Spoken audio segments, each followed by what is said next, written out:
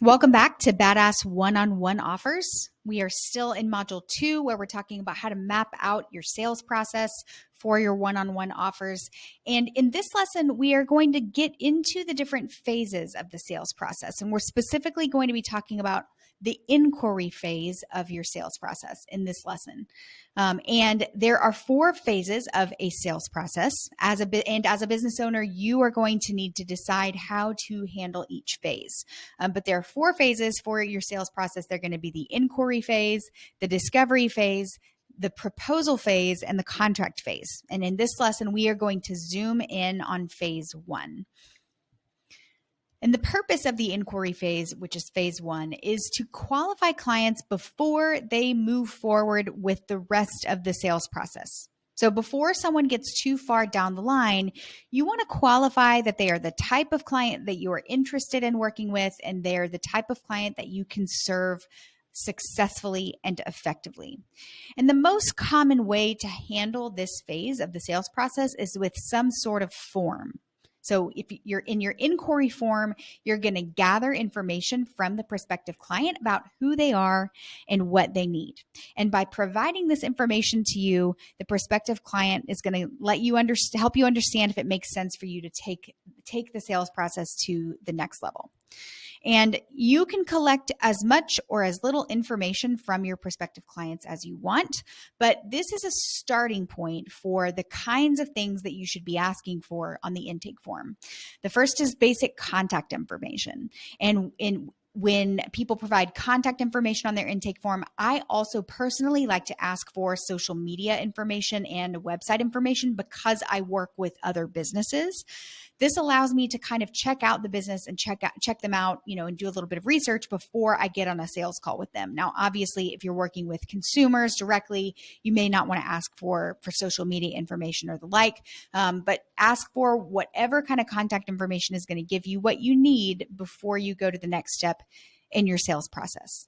The next thing you need to ask for in your intake form is information about the project. So this is trying to understand what they're looking for, what they need, what kind of project they want. So if you offer multiple different kinds of services in your business, you probably want to at least ask them which type of service they are interested in.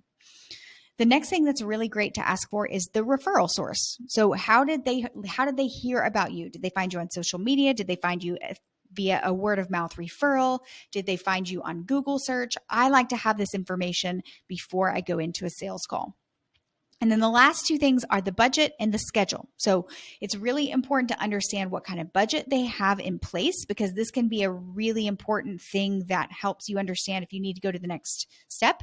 So if you are a photographer and somebody's telling you their budget is $500 and your minimum price is $1,500 for a package, that's when you can say, we might not be a good fit to work together because I can't meet your budget.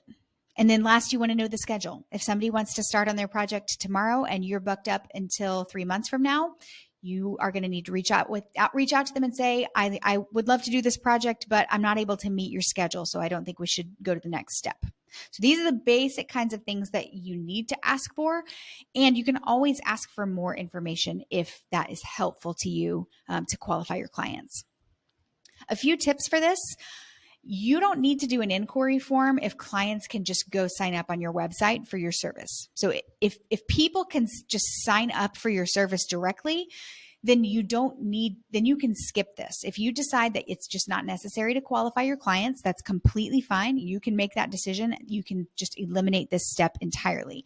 But I highly recommend having an intake form, an inquiry form, if you do sales calls, because I think it's really good to know who you're getting on the phone with before you're talking to them on the phone. That's the first tip. The second tip is just remember, it's okay to turn down clients.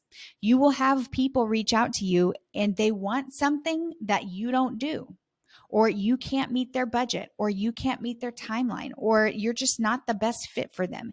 That's okay. You have to get comfortable saying, I'm just not the best fit for this type of work, but thank you so much for your interest. For example, A lot of times people will reach out to me on my website and they have a product-based business or an e-commerce business that they want help with. And I am able to say, I'm sorry, I specialize in working with service providers. I'm not in the best position to help you with your e-commerce business. It is okay to do that. And the last thing about the inquiry form that's important is keep it as short as you possibly can, because even though having information about your prospective clients is really useful, it is just another thing that you're asking somebody to do before they can potentially hire you.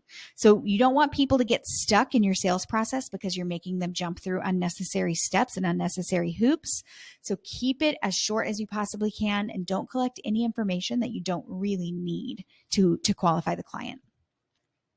And last, there's a few different methods that you can use to create an inquiry form. First is the simplest. You can just have a simple Google form.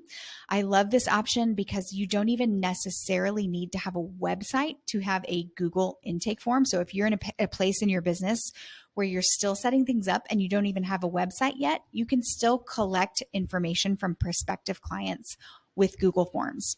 Once you have a website, you can also create a native form on your website that collects the information that you want to collect. Most DIY website builders have some sort of form functionality that you can use for your intake form. And last, when you get to a certain place in your business, you may want to have a CRM, which is a client relationship management system.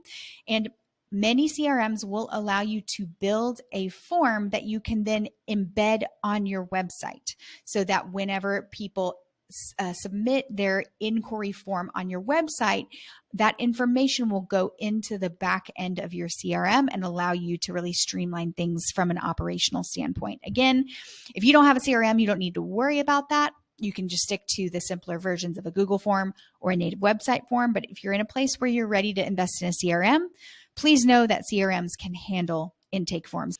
That's it for this lesson. In the next lesson, we are going to talk about the discovery phase of the sales process. I'll see you in the next lesson.